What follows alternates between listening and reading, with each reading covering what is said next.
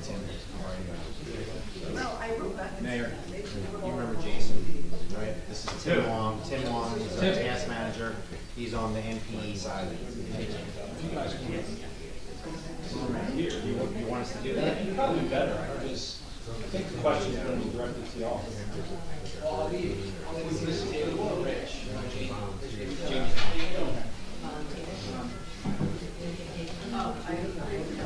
And we're going to have one other person call in there.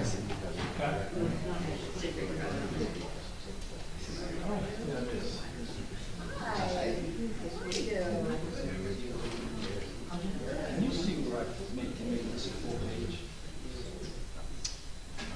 What is that arrow on the far kind of right hand side there? That double arrow? Not one over. That one, yeah. That one. I'll send you my bill.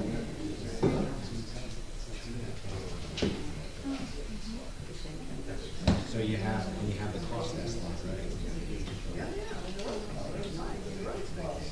Well, they don't much stuff, but.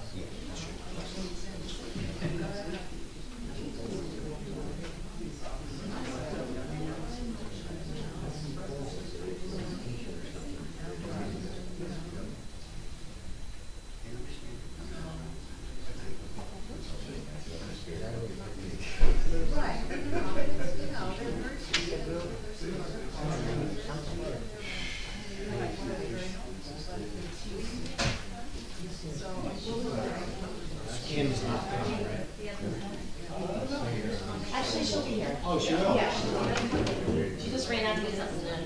I expect she should. I saw her a couple times today. Both has the combat package. That looks like me.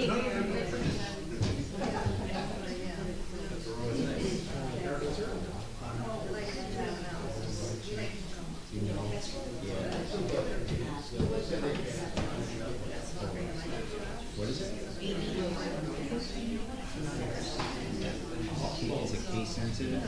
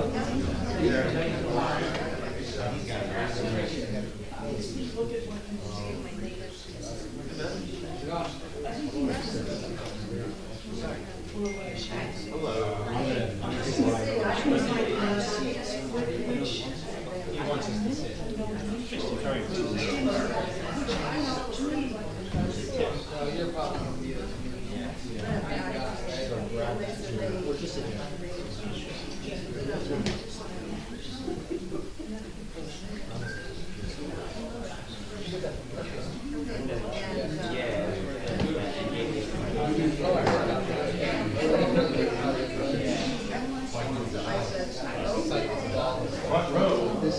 Oh, yeah. Without my camera.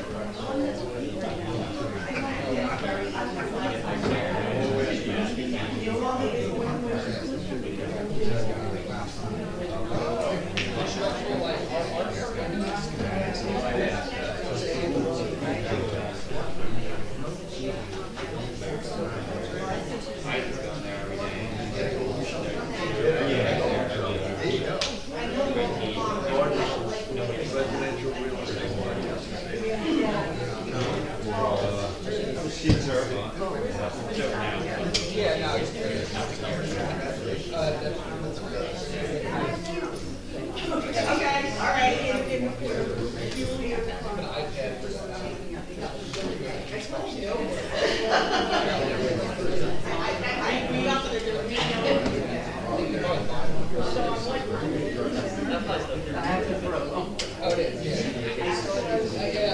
honestly, I'm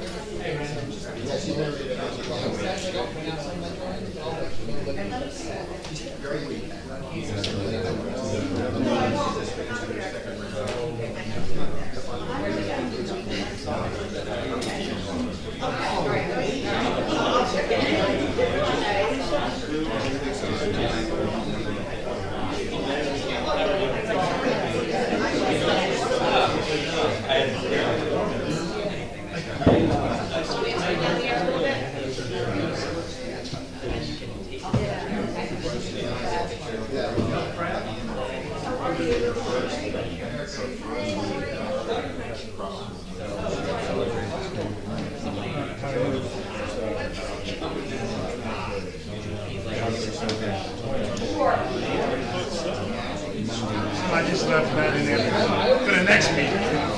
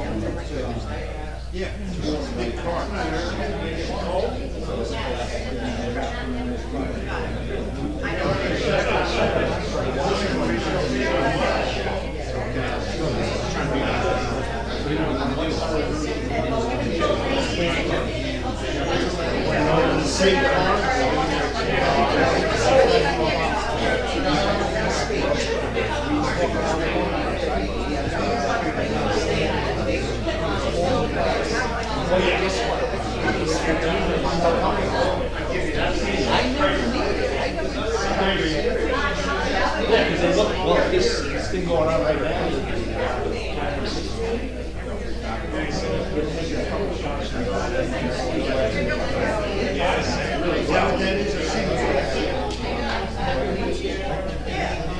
I know the reason something.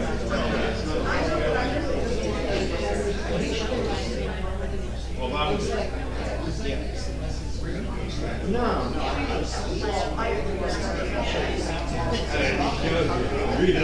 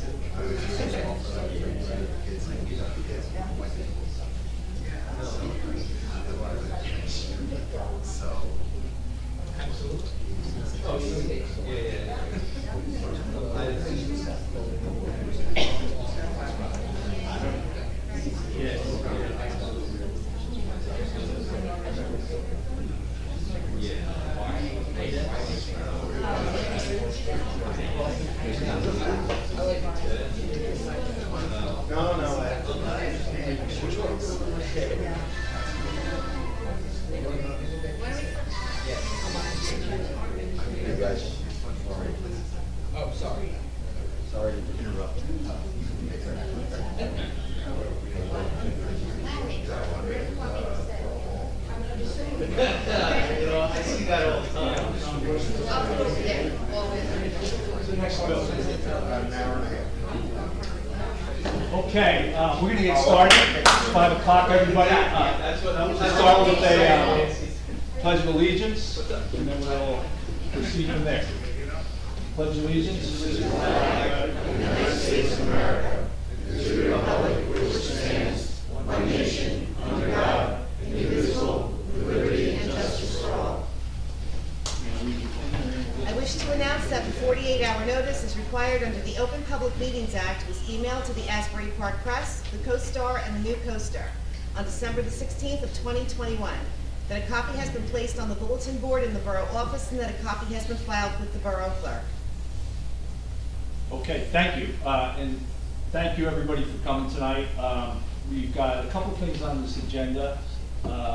I think we can accomplish this in about an hour. We've got a land use meeting after this here, so we wanted to get this meeting done as expeditiously as we could. This was the first day we could do it and have the meeting noticed. So hopefully we'll get through the information. And the way we're going to go tonight is, and I'll let these guys introduce themselves in a moment, but the project partners, T&M Associates and DIG Architects, are here tonight. They brought some reinforcements, and they're somewhere on the phone. Brought the team. Yeah. They brought the team. They will frame this, which is a modification of the three options that we did look at. If you remember the three options, we had option one was to maintain the parsonage building, eliminate the stairs, the full Madison Plaza. Option, I won't go through them in detail. Option two was a lot more outdoor space, a roof, more space on the east side, elevated walking track, a lot of options in option two. And then option three was maintain the stairs, a more formal interior, add 800 square feet on the east side with a vestibule and some restrooms. So what you'll see tonight is the closest thing to all the feedback that we got as a community, or the community gave, was option three. So what the team did is took option three and made the modifications off of that particular option. I'm sure I'll go through that, but just to kind of frame it in, and they'll go through this. So what TM and DIG will do is give an overview of what they did. They'll talk about the schedule of cost, and then they'll answer any clarifying questions people have on those two areas. From there, we're going to talk about, we got a lot of feedback to do a survey. We've been in the process of developing that, and we'll talk about that. And then kind of the next steps at a time. So with that, I'd ask TNM and DIG to introduce themselves and take it away. I'm going to be the MC. Yes, I'm the computer guy. Good evening, everybody. My name is Eric Nathanson. I'm a T&M Associates engineer of record for the project. This is Rich Aldriso from DI Group Architecture. He's the project architect. Behind me is Tim Wong. He's the task manager on the MEP element of the project. That's mechanical, electrical, and plumbing. And Jason Goss, professional engineer. He led the structural assessment of the building during the initial phase. So what we did is we worked together as a team with DIG to put together the three options that I believe you are all familiar with to date. And as the mayor indicated, we did make some modifications based on feedback that we got to produce this rendering that you see now, which I believe is best result of the input that we got from the community at large as well as the governing body. And then Rich's team did a pretty cost assessment, very robust cost estimate of the project, which, if I'm understanding correctly, everybody has at least become familiar with. That the project deliverable was these schematic level plans that are here that's been presented to the governing body as the owner, as well as the cost estimate that details the price of the various elements that would be incorporated into the project to make it a reality at the schematic level. These are not construction drawings. These are not drawings that are fit to go out to bid.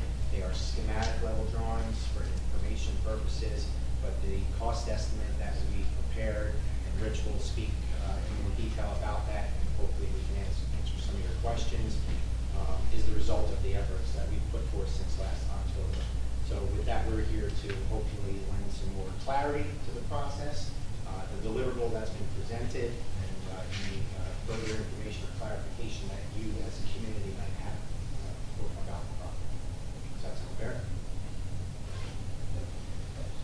somebody's on the phone. Right? Yeah. So LaReine Dasty, who's our group manager on the MEP side of T&M Associates, she's on the phone. Okay. Take it away, Rich. Sure. If I could just maybe a little simple. So as Mayor Fox noted, we basically, I think everyone here has probably seen all three options, and as sure. Oh, that's fine. So you can Thank get you. you one. And what I just want to highlight here is basically what we included in this final option, what was excluded from the other two options based on feedback that we received. And if I just start at the top of the plan, if you recall, we had an option here where the gymnasium had occupied space up on top of the roof, and the gymnasium also had a walking track mid-level through it. Those items were excluded from this final option. And as noted up here, no rooftop work at the gym, no elevated walkway within the gym. There was also a discussion about whether or not to include a stage here, and the stage was excluded from the gym area. We presented an option, it's probably on a rendering somewhere in this room, where this side of the building along Madison was fully developed and terraced, and it wrapped around and actually intersected the building, which meant that the existing stairs at the corner would be deleted from the project. It's actually what's right. Okay, so we received a lot of feedback about that. We discussed the importance of these stairs, the relevance of the stairs. There's some wonderful photographs of this building along the boardwalk right there, where you actually see, there are probably photos from the 30s, where you see the stairs are actually populated. So based on the feedback we received, we decided to maintain the stairs and the character of the stairs as they exist today, just with repairs to them and making one side of them accessible and safe for egress. The other feedback that we received, maintaining the historic features of the building to the greatest extent that we can. There was a lot of discussion as to whether we integrate an elevator on the interior of the building and take up footprint and square footage within the building along with restrooms, or create a small appendage to the building in order to provide the barrier-free access, restrooms, and really maintain kind of as much of the footprint within as we could. So the consensus was to pull those elements to the exterior of the building as a small addition. That's the 800 square foot addition. In order to make the sanctuary as usable and as code compliant as we could, and to maintain some of the elevated space within it, we've added a wheelchair lift within to get to that stage area if needed, or the platform area if needed. There was an option, there was discussion about very early on as to whether or not the gym should actually be deleted, removed in its entirety. The consensus was to maintain the gym, just make it safe, make it not, an occupiable space. Question about kitchen, whether as a community center, whether a warming kitchen would suffice or a full service kitchen would be necessary. We've estimated this under the assumption that a full service kitchen would be included at the basement. Food, range, and cooking line, a pot wash, and all of those things. There was some discussion about the upper level of this. We have a space for kids. We call it a kids zone, as to whether that should stay or go or be down in the basement. We decided in this iteration to keep it up above and maintain this stair that would take you from that kids zone down to the gymnasium space below. Providing bike racks was an importance. There was discussion about how to handle refuse, and we looked at various options with getting on site and creating dumpster locations while trying to be sensitive to the surroundings and the neighboring area. And what we decided to do was create a trash room or a refuse room in the lower level of this facility that could be near the crawl space, near the mechanical space, where refuse could be stored down there and then taken out as needed or picked up as needed. Same with loading. The one scheme we had, pulled this walkway out here. The option we wound up going with maintains the walkway. We reconstruct some of the retaining walls as they're currently not in the best condition. And loading, to the kitchen would occur off of Madison into the dry and cold storage areas. There is, as I think there's some crawl space, a fair amount of crawl space below the sanctuary right now. We've carved out a bit of that for electric room. Originally, we had the electric or MDF room, the main distribution frame room for electric service in an office that existed off of this side of the building. Really wasn't the best location for it, and we wanted to use that office, if possible, to help manage the gymnasium space, depending on how it would be used. So we've carved out some of the crawl space to be used as mechanical space or electric room, actually. There were questions about impervious cover. We've done everything we can here to limit impervious cover. The addition is very modest in size. The parsonage, which has a certain amount of impervious cover, is being raised, and which parsonage currently sits here. And we're basically putting back almost the same footprint in impervious cover. There are products that are pervious, that will drain water through them and not shed water and create storm water management issues. And that's really pretty much the final iteration of this, where we landed. I think this integrates a little bit of each option and excludes probably some of the items that were maybe deemed a little more expensive from this option, like a rooftop, occupied rooftop space on the gym, which comes with a price. And again, a walking track, an elevated walking track within the gym, things like that. They could be expensive.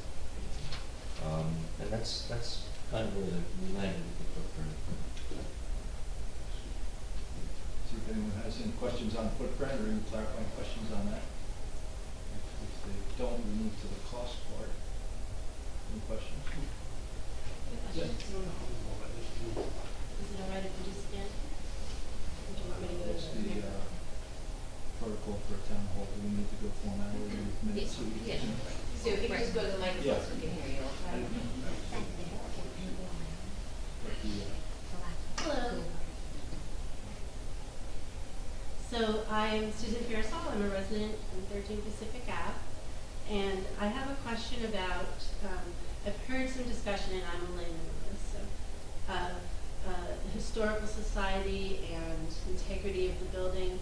With all these changes, does that make it still going to be something that a Historical Society would recognize, or does that change it? So well, first of all, we're trying to be as sympathetic as we can to what exists on every facade, roof, materials. We've had a lot of discussions and have reviewed a lot of the photography that's available to us of what this building was before it was sided and before it received aluminum trim and before it received things like that.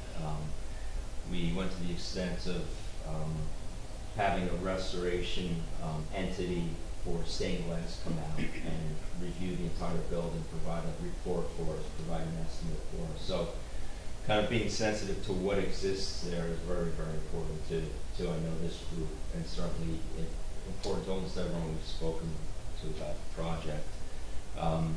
Even as it relates to the interior of the building, we spent a lot of time discussing millwork, woodwork that exists there, how to perform a construction project where you're trying to save and maintain millwork and woodwork and, in an environment, in what would become a construction site.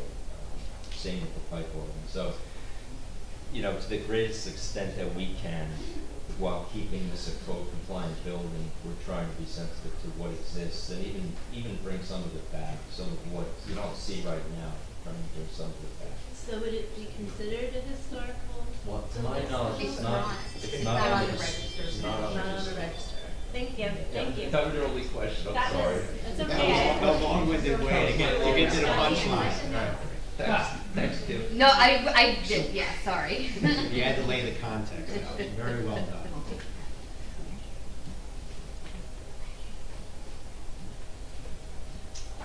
Yes, William Chip, 110 Fifth Avenue, Bradley Beach.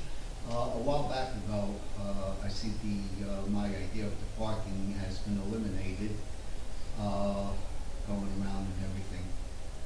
Where the gym was, it would have been a slight angle parking, and there's going to be quite a bit of cars taken off, but I see that's not going to be existing.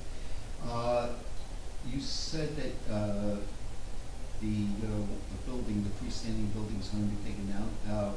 Are you going to be putting in any dry wells to relieve some of the water runoff off the roofs and everything? Well, I mean, we've got to help the neighbors as much as possible. Sure. So we're the existing square footage here is remaining, so we're not adding roof area. The addition that we are adding is probably about half of the footprint of the parsonage. Still, that's a lot of water running off. And So where's it going? Is it a problem now because we're not I'm not exacerbating sure. the I don't problem? live there. I'm not one of the neighbors. That would be something to ask the neighbors to find out from them if there is an issue. So if we were, for example, doubling the impervious area, right? Just say you had 8,000 square foot footprint, and by virtue of what we were doing, we were making it 16,000 square feet. I think your concern would be a real one. I think but if you're saying, look, we currently have a water issue now, right? How are you making it better with the project? I don't have an answer to that. It wasn't really the charge. Okay. Nor was it really revealed to us that there's a stormwater management issue on the site or that it affects any neighboring properties. But in any proposed condition, I'd say it's safe to say that appropriate stormwater collection system would be integrated into any appropriate construction plans to capture roof runoff. Or parking. If we had parking. We had parking, you'd they really did have a an story, issue. yeah. You'd really have you'd be having a lot of impervious area. Well, that's the thing. I mean, we're talking about a full-blown kitchen being there. We're talking about entertaining. So that's whether it's a party. sanitary drainage, that's not storm drainage. No, I'm just saying, you're But- talking about putting in a full-size kitchen in there, you're talking about probably having parties, entertaining, and stuff like that. You're gonna have trucks coming in, delivery trucks with food or whatever. And there's really no parking nowhere. If you're gonna have 40 people there, where are they gonna park? This is why I said that gym needs to be taken out. To provide some so- relief to the neighbors, some relief. I hear It's you. not gonna happen. I hear your point, I hear your concern. What the determination was this was the design. So we're not here today, so Okay. I got your point, but we're not here to modify the proposal. All right, just to clear one question, I'm hearing that stained glass is stained glass is being removed. No, it's stained. It's stained. It's stained? Yes. Okay.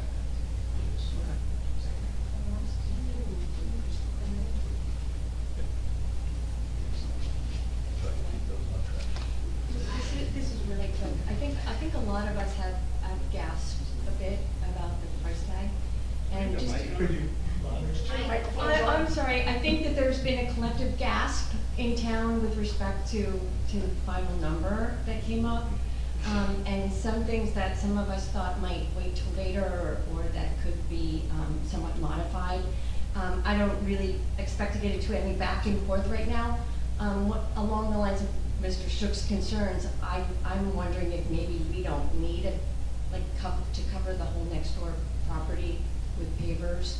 And again, I'm not really expecting that to be fleshed out, but it's just one of the considerations. Thank you. Yeah. We'll go to 5:30 and then we'll cover these. Okay, Paula Chantempo, 103 4th Avenue. To go back to what Mr. Shook said about you were talking about runoff with neighbors, why is John Weber recused from being here? He would be a prime person to answer all of those Well, questions. you could call him and ask him that question. He's been recused because of the proximity of that, so. But I mean, that would be the biggest help to all of us to know if there is a runoff or any of those kind of things. Yeah. I mean, to me, it's ridiculous that he shouldn't be part of this. Thank you. Thank you. Yes. Thomas J. Cohen, 612 Third Avenue. Thank you for hearing and applying the changes. I just had a question about the sanctuary. There's no elevations on this plan, so is the floor still tilted in for acoustics and maintain the historic pews? The floor of the sanctuary has been leveled from here back, and what we're trying to do is maintain the same finish. So in other words, in order to keep this make this as flexible a space as it can be, and as code compliant a space as it can be, the cup, if you will, a concave nature of the floor, we're basically taking around the perimeter, it's kind of a flat area. We're following that elevation from end to end. So that's substantial cost to do that, is it not? As it relates to the overall cost of the project, not really. But I mean, wouldn't you consider that a historic characteristic? I mean, for the acoustics and the function of that room? Yeah, I think it comes down to usability. If the space is going to be a community center and you're really trying to maximize the flexibility of that space, that's the intent. And that was kind of the charge we received. I think that's an important part of. Have you calculated the existing seating in the pews? Because it does seem like it's very flexible public viewing space. Well, I think what Rich is trying to say is when we talk about usability, it has to be fully accessible. So this existing concave nature of the building precludes its use for certain user groups amongst the ADA community. So it has to be like flat. Is that fair to say? Yeah, and there were also discussions early on with the programming group about whether or not this would be an area where you'd be seated exclusively. Right. Or, you know, It'd be a multi-purpose, flexible space that the dome, the kind of concave floor, the way it is now, we can make it a little bit more limited in a proposed condition. So leveling out the floor makes it more usable and flexible in a proposed condition. And the historic pews go away too in this historic? No, there's. I do believe we set some aside for seating in different areas. That's what we were hoping. right. Yeah. The intent is to protect those and catalog the fees Right. and figure out how best to use them within the facility. Right. We actually have in the cost estimate an allowance for cataloging what we'll call the artifacts of the building. Right. The organ is going to be preserved. It's not going to be at this phase being functional, but it's going to be cleaned and preserved. So that's integral to the historic context of the building. So we understand that's important. The pews and some of the other historic context-sensitive elements of the building will be cataloged. We're having a little trouble hearing you, I'm sorry. Sure. Is there a mic around?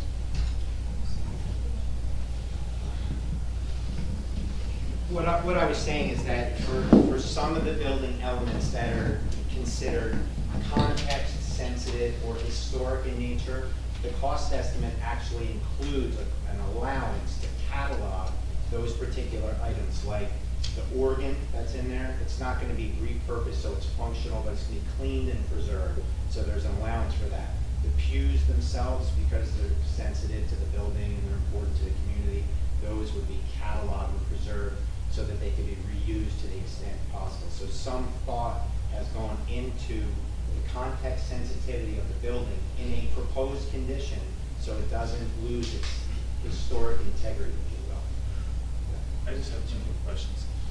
If we're looking at the function of this building, the choir room right next door is a totally flat floor, multi-purpose. Is there any reason why we can't have both? Yes. Shepherd's room. Yes, it's a very large room, flat floor, some functions can be there, other theater functions or other speaking engagements could be in the existing room as it stands. I think it would come down to how this space is ultimately used and who uses it. And who does it. Yeah, because a lot of it is, again, its slope exceeds what we're allowed to have today by code without falling the ramp, without having handrails in the space. So it would have to be studied differently. You know, we reviewed this as one type of space, again, based on discussions that we had with the stakeholders early on and the programming committee early on. And the charge was to make this as flexible a space as it can be for various uses. I just want to clarify one thing. So the stormwater runoff and the pre-construction condition is going to be the same in the post-construction condition. For all intents and purposes, it will be. Great. Thank you very much. Yeah.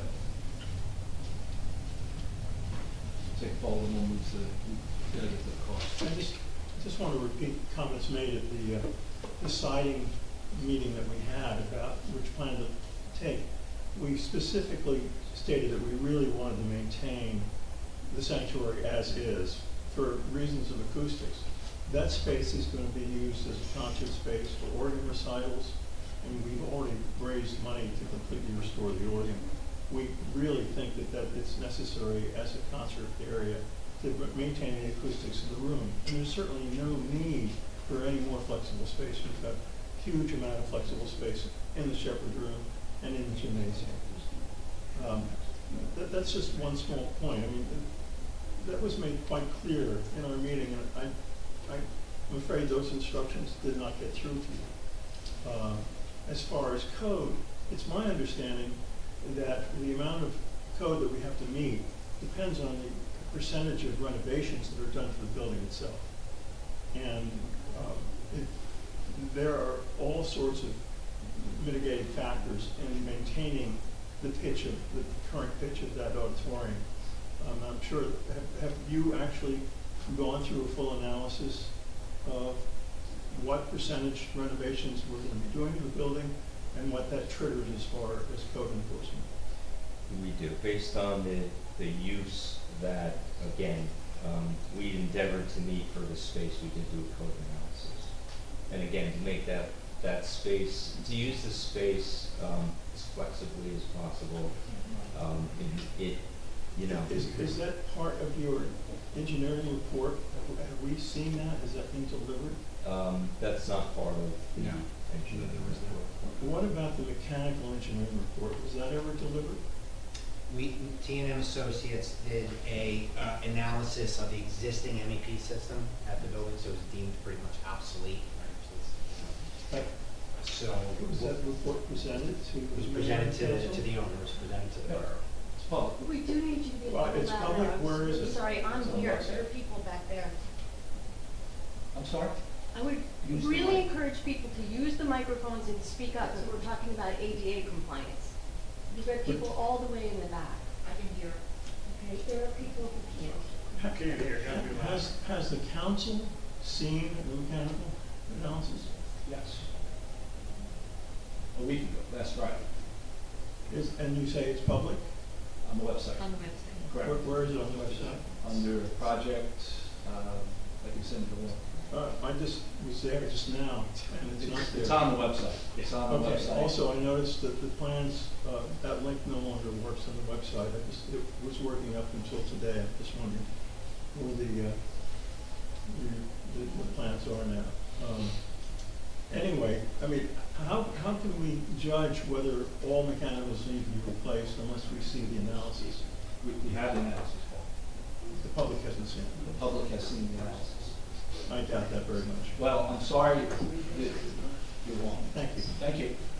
Okay, why don't we shift to the cost? You want to summarize the cost? Who is that? I'll let Rich Alderiso walk through the cost analysis.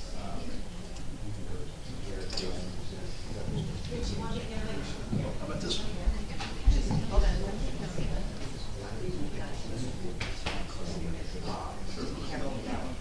I just built one. to get, if you don't tweak it. Oh, you're just going that way, okay, yeah, that's fine.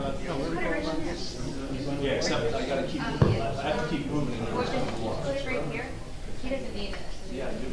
Just, it'll go off. Yeah, but it doesn't, you know. Oh, I can do that from here. This way here, nobody trips. All right, Rich, take it away. Okay. Can everyone hear me? No. This is a red button on it. Sorry. Now? Is it the whole? No, Yeah, it the should, whole- we'll check it. Can I say? I broke it. He's just so soft-spoken. Check. There you go. Okay. Go ahead. Okay, so this is the summarization of the estimate. And again, in order to generate a cost estimate from the very kind of simple rendering that you saw just now up on the screen, our teams generated basically a set of schematic documents that are not really drawings, that are something you present in public as a drawing to explain an item of work. They have dimensions on them, and notes, and restoration notes, and demolition notes, things like that, and more technical data. But in order to generate a cost estimate, we prepare a set of drawings like that, so that our cost estimator has something to do takeoffs from, to quantify things from, to understand materials, to understand what is being saved or restored or demolished, how the site is being affected. So that's what exists here, and it includes mechanical, electrical, plumbing, fire protection, and architectural information. Okay. So all in all, and I believe, so this was on the list. Yep. Why don't you read it? It's only one page, so we can read it line by line. Do the summary. So this Do the boxes. Sure, the summary. So the site work, site improvements number was $622,475. The demolition number is $314,528. Building exterior renovation subtotal is $1,883,000 and change. Interior finishes and fixtures, all levels total was came in at $1,266,000 and change. Equipment furnishings, $68,000. Conveyance, which is the basically the vertical circulation, the elevator and lift, $103,500. And mechanical, electrical, plumbing, fire protection came in at $1,945,000 and change. So that hard construction cost with contingencies, general conditions, escalation, all in, came in at a little over $10 million.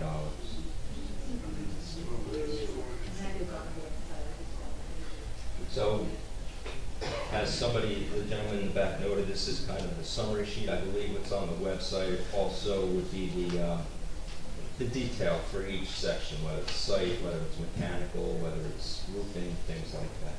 Yeah, it's a 13-page report with about almost 500 lines. So when you see something like building exterior renovation, that includes roofing, windows, repair to brick, repair to sills, doors, cast stone, trim, flashing, all things, we call it building envelope, everything that kind of keeps the building dry. Interior finishes, it includes a lot of plaster restoration, ceiling restoration, restoration of floors, millwork, any new partitions, any new layout, any new finishes, fixtures, things like that. As I noted, conveyances, elevator and a wheelchair lift. Equipment and furnishings, there's small numbers, but they fall under everything from exterior benches, bike racks, hand dispensers, grab bars, things like that, that all kind of fall under equipment, furnishings within. Mechanical, electric, plumbing, fire protection, includes HVAC systems, air conditioning, heating, humidity control, proper ventilation, plumbing is fixtures, piping, new sanitary line, new vents, any new plumbing layout, fire protection would be sprinkling of the building. And electrical includes new electric service, new distribution, new electrical panels, as the building, I forget what. It was 100 amp service, we're increasing it to 800 amp service. So it's a very, very Substantial. like a house service originally, right? A small house. May I ask a question? Well, May I ask a question? well, are you done, or? It's a good time. Did you want to come up here? I'll be happy to, Yeah. if I can. All right.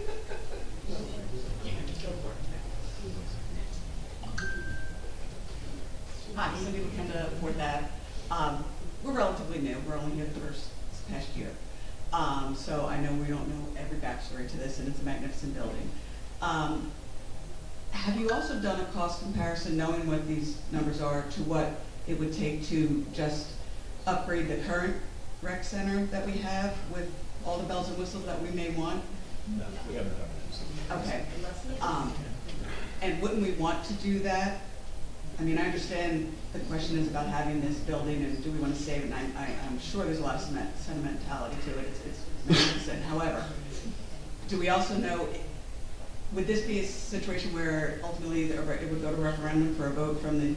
I'm going to cover that right after this. Okay, and then ultimately if we hypothetically did decide as a town to sell it, who would be in charge of actually trying to sell the actual land, or determining we can fit 4 houses, 5 houses, and then couldn't that money in turn offset the cost of upgrading the existing rec center?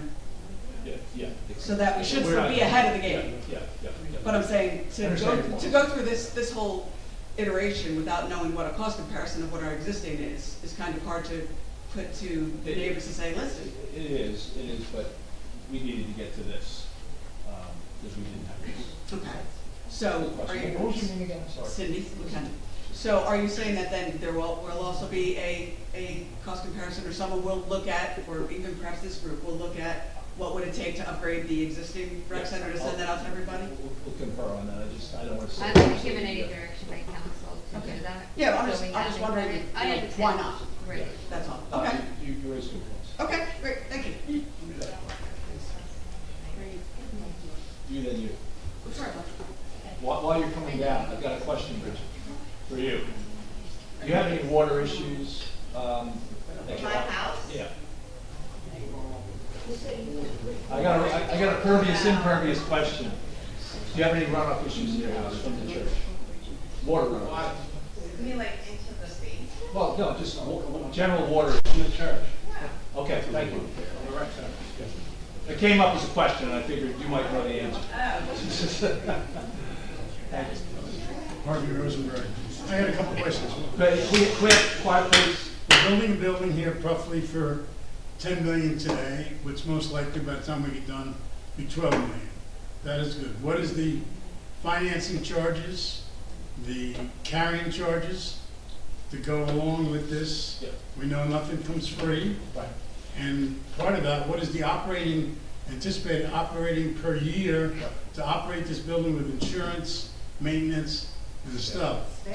So the difference makes, over a 20-year period, you're probably talking a 20 million to 22 million project by the time you're done. So, one of the things we'll talk about with the survey is we are going to have kind of a wiki deal that shows facts and information on those kinds of costs. So we'll have Because before we spend this money, it's not a $10 that will bill. be part of the survey process. And because realistically, we showed a nice gym, we showed a meeting room and a dining room, etc. We have a rec room, we have a firehouse that has a kitchen and a hall. We have a Biasi Center that has Yep. other space, that all these buildings that we have. Okay. We have a beautiful, orchestrated place in in a school. We're gonna need double. I got it right. I'm trying to keep us on track for this. I understand your point. Thank you, yes. Right? Yeah.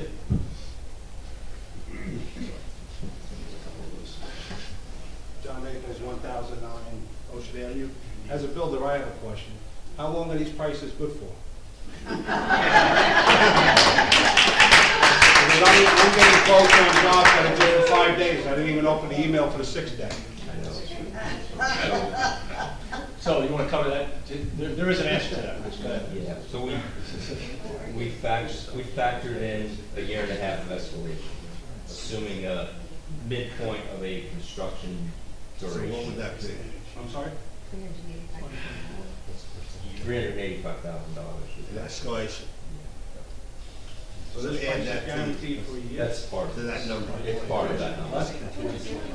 Yeah, plus contingency. Right, and there's a large 20% contingency. Hi, Linda Duffy, 312 Brindley Avenue. I have one thing to say. Mr. Benelli is not here, but I remember at one of the... Can you speak into the mic? Sorry. Mr. Benelli is not here tonight, and I do remember him mentioning at one of the meetings that we had about this, that approximately $54 a month our taxes would be raised. What? I'm just trying to like get that fact back. No, so we will have that information as part of the survey. I think we need to hear it before, when you get it together and put it on the website if you can. Only because you need to digest it, it just don't even want to see it in the survey. We could do an estimate, it just depends what the rates are at that time. Well, the rates are going up. They are, they're right. And the other thing I'd like to know is, we did no schematics for lighting on the outside and how that would affect the neighbors. We did cover that. No, we didn't at any of the meetings cover lighting. Oh, okay, yeah, I know we discussed it in, yeah.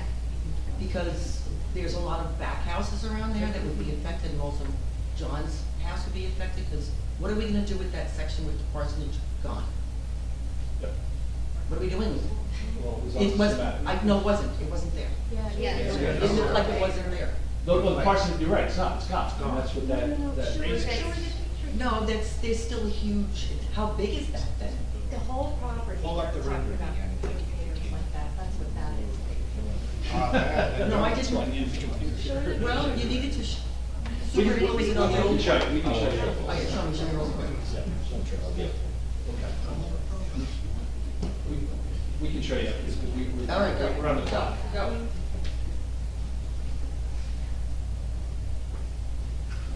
Okay.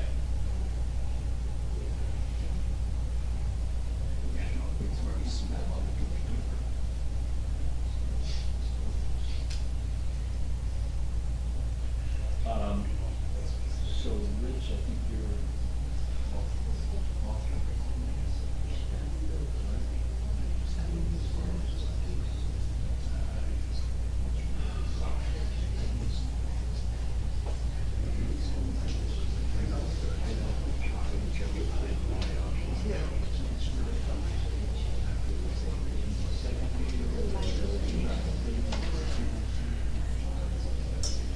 Give me 1 second, folks. Okay. Mr. Gentefo, you had something to say or ask? Yes. Is it Oh, about I'm this sorry. part of the? I'm sorry, Mr. Gentefo. Why don't you go do that while I'm looking for this next Okay. slide? Sorry. Moment of Sorry about that. I have a little bit of a statement, but it gets to the architectural point. I'm sorry. All right. It gets to the architectural point, which I think a whole bunch of us here are trying to make. First of all, I consider this kind of a turning point. Let's face it, Bradley Beach is a pretty nice town. It is a diverse community, friendly people, good restaurants, train service to New York City, great highway access from every direction, one zip code covering all the town, the best pizza, and of course our wonderful beaches. For me, it is the best located beach town in the Jersey Shore, and it is categorized as a beach town. The population swells from 4,200 to over 20,000 in the warmer weather. Still, in my humble opinion, it comes up short in the area of arts and culture, which is why the 319 LaReine complex, AKA the former United Methodist Church, AKA the potential community center, becomes so important. A case in point, recently we attended a performance at the school here in Bradley of Dark Humor, selected writings of Dorothy Parker, presented by the Arts Council. The seating capacity was quite large, and the attendance was rather small, approximately 25, 30 people. The stage itself is very substantial. In fact, the venue was quite oversized, and it detracted from the performance. There was an acoustical loss in what should have been a more intimate setting. The presentation would have been far more appropriate to the former United Methodist, AKA 319, LaReine Avenue building complex. There are rooms within the structure of wonderful character and size. We know, of course, its historical significance in connection to the contiguous townships and personalities, but you consider also the cultural value added by this complex. Naturally, the cost provided by the engineers will be discussed and argued. However, if we lose this facility, we lose a legacy and an opportunity to make Bradley Beach more than a beach town. That would be regrettable indeed. Thank you. Thank you. Okay, I'm going to flip here because we are a little bit under the time constraint too. It's a pretty quick summarization of the survey. We got a lot of questions or desire to do a survey, so we are going to conduct a digital survey to get the opinions and priorities relative to this project. It'll be accessible on computers, tablets, mobile phones. We'll also have assistance at the library to develop that. This bottom part is we're shooting for July 8th to the 22nd. The person that's leading this effort right now, we brought in a professional. Her name's Miranda Nash. She's done a number of municipal kind of engagements, well credentialed. We've had 3 or 4 sessions with her, and she's pretty. I've been very impressed with her. So the questions are, what will be collected from the community and what will be included? Well, there's going to be demographic information, opinions, and then opinions on other priorities, but this will be the primary focus, those first 2 bullets. I talked a little bit before, and there's been questions about what's the information, what are the facts going to be. We're going to have a wiki kind of section, so as you go through the survey, you can hit a folder that will show you facts and data about the project. It'll look at cost projections, it'll look at what's the implication on the tax, all those things. So that's in the process of development as we speak. We're utilizing some of that team that developed that program team, and all they're doing is giving Ms. Nash some insights, and they're going to be the test cases for the survey going as she develops it, but she's the primary person doing it. From a history standpoint, we started here at the end of 19. We did an initial assessment early 2021. There was some committees that put a focus here, but we really got going in October with this T&M DIG engagement. We went through the preferred options. We're going to then move to, and you've seen that today, we're going to move towards this survey.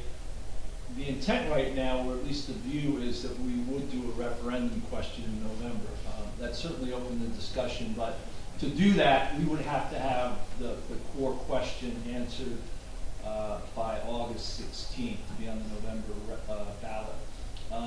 We view this survey as doing a number of things: creating conversation and discussion in town, providing information, and then providing back really the opinions of people. It's going to be probably a 20 to 25 question survey. Again, very professionally done. We will put support resources around that. just make sure there's nothing else here. Oh, yeah, TNMDIG, and then the referendum. I don't think there's anything else that I got on there in just a second. Oh, yeah, so we're gonna, again, we're shooting for July 8th to 22nd. That can extend into August because it really is about gathering information. Yes? Excuse my voice. Speak into the microphone, Mrs. Lee. Thank you. I would like to, Name and address. Name and address. Jean Leahy from 419 Park Place. My question is, I've said this before, I don't have a computer. I think every taxpayer in the town should get this survey, and you should send it by the mail. You're only going to get 50% possibly back, but then you get a view. I have neighbors who don't. Right. They don't But know. as I said- They don't care. What? I have neighbors who aren't on this. Right, but what we are gonna do is provide resources at the library to actually fill it out.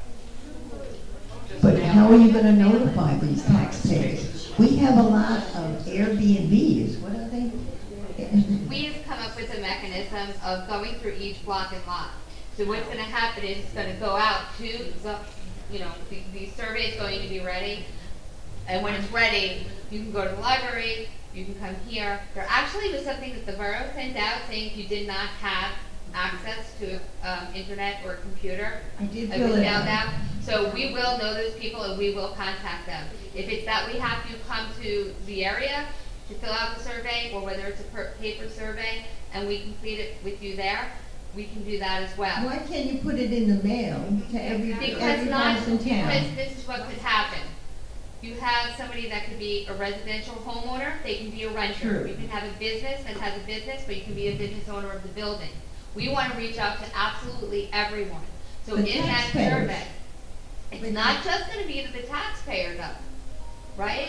Because if you Why? have a business on Main Street, we might Oh. want to know some of your demographic. What is the True. diversity? So Right. you want to make sure if it's a community center that the entire community is involved with it. But- And the renters, we have a high rental amount. You People do, coming and you in, have a lot of Airbnb. Which, well, I'm not worried about Airbnb. Yeah. because Yeah, it's- investors. So- Now, the But you investor, do have the rentals. taxpayer should get it in the mail. So No? we're gonna break out, so there will be in the demographic part of this survey, will identify who's a resident, who's a taxpayer, who's both. So that when we look at the data, we can say, the residents who are non-owners feel this way, this group feels this way, so we're gonna try Right, that. because you have children in the school system where a majority, you have renters. So we want to know, what do those families want for their children, right? Like, what do they want to see? What programs do they want offered? What impact would this building have? Positive, negative, so if we really want to try to reach out to everyone, and I'm more than certain with my experience doing surveys that we can do that. Good luck. Okay. Thank you. But it would be better if everyone got one in the mail. I got in the mail,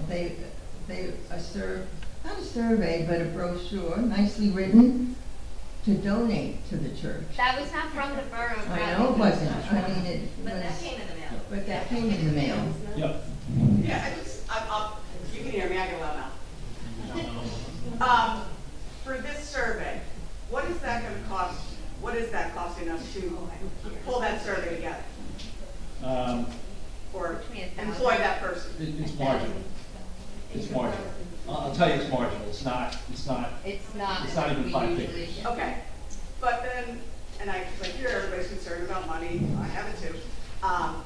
We've already spent theoretically $250,000 to get to this point. Right. Where we don't even know if this point is necessary because we didn't do a cost comparison of what it would cost to perhaps better what we have.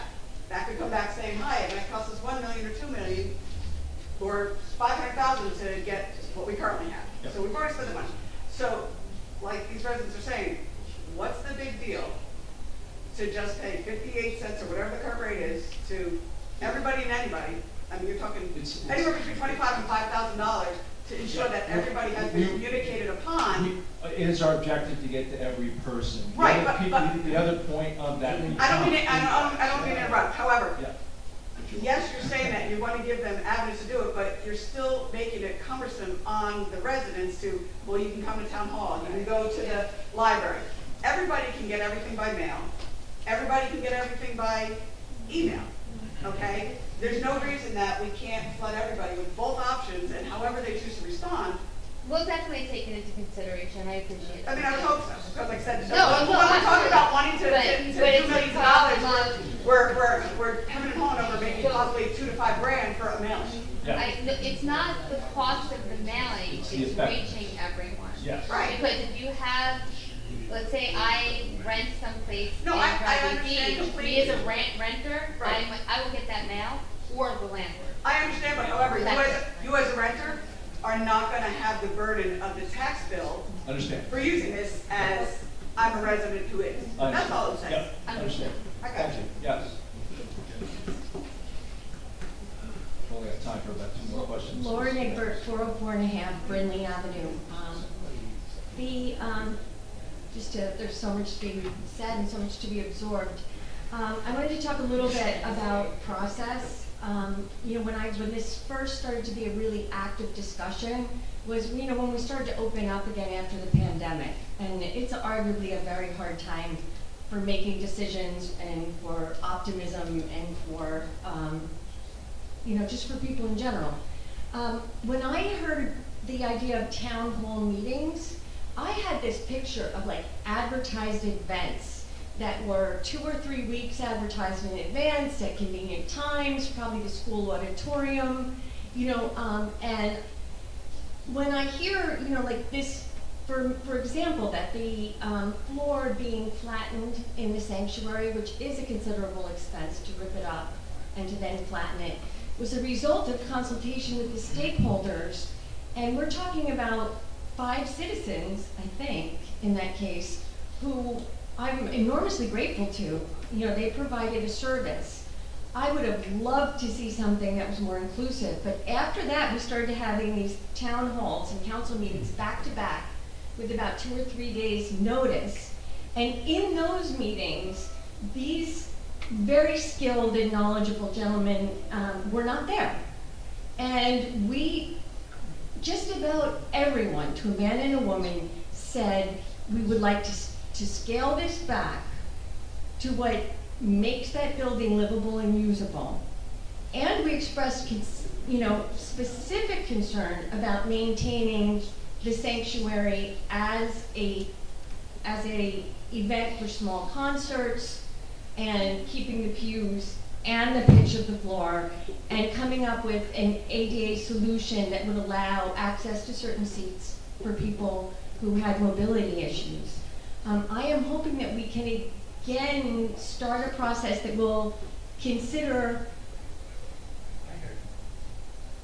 perhaps less soup to nuts options for this building, and will give us the gift of time. I think that Mr. Gentempo is exactly right. This is a turning point. And it's something that once it's gone, it can never come back. So just real quick, there was also specs given for what it would take to preserve the integrity of the building. Could someone give me what and that's gone out to bid? We're going to have to do that offline. We have that, we'll do it offline. I'm not going to ask you the specifics, Mayor. I have one more sentence if that's okay. 6 o'clock. It's 6 o'clock. Okay. Yeah, yes. Yeah, we have time for one more question, yes. Thomas J. Cowan, 612 3rd Avenue. Mayor, I'd like to thank you for having this meeting tonight, but most of all, I'd like to thank you for supplying the professionals and having them present. And so while I have you here, Mr. Nathanson, this building has not been maintained in almost 1,000 days in the ownership by the town. And I don't know how many hundreds or thousands of days before that it wasn't maintained. The roof leaks, correct? 2000. Can I speak without people interrupting me? I was just trying to help you. Well, I'm pretty good on my own, thanks. Didn't know, So is this the way to maintain a historic structure? To allow the roof to leak for thousands of days, to allow no heat to be pumped in? I'm not going to speak on behalf of the owner in terms of what's permissible or allowable. I can only speak to the condition of the building as it is today. So I'll close with the fact that we had bids come in to take care of those issues. We've had to adjust those slightly, and that is our intent to get that done as quickly as possible. But I am an owner of the building too, as a resident there, so I'd like to hear from the professional exactly how the building should be maintained while it's being curated by your administration. This group is we're working with them to do that right now as expeditiously as we can. I'll address it. So we did go out for a bid. We had to make sure that we put in the bid specs. If you're familiar with construction, right? So we had to do a list of everything that was needed. We put it out for bid, but through the local public contracts law, so that has to go out. Bids come back. The bids came back. They're under attorney review, and as soon as those are ready to go, if it's within the capacity of funding that we have available for the appropriations set up in the capital fund, we will go ahead with those repairs. I am new. I have to say that we have been working on this since I've been employed here. I don't think anyone wants to see any more deterioration happen. I don't know if it was, I know you are short on time, but I don't know if anyone realizes the brick settings even.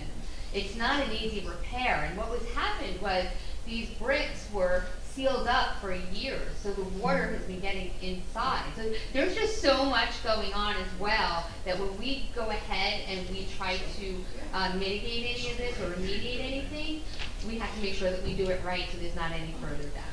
Well, the roof's been leaking for that long. It just needed a patch, it needed tarp, it needs something to prevent. It needs more than that. Well, to just. Question is it going to be permanent? That's the only question now. We don't know what we're doing.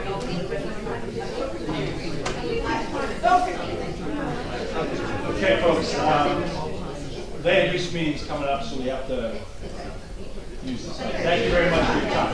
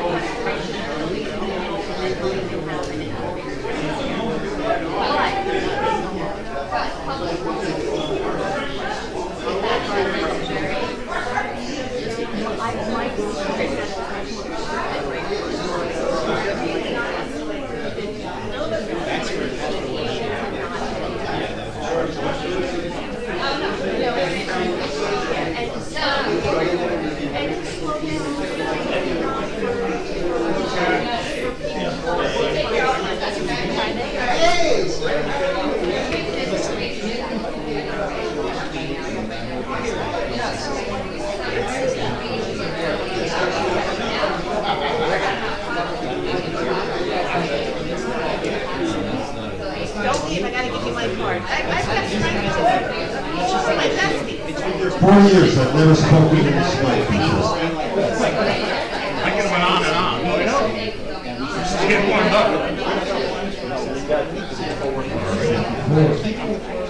couple dollars. Then we're gonna do it 10 years. What's the cost gonna be? 10 years. I hit the number right there. I got number 2. You know what? We're spending more. We're spending more in that building than we're taking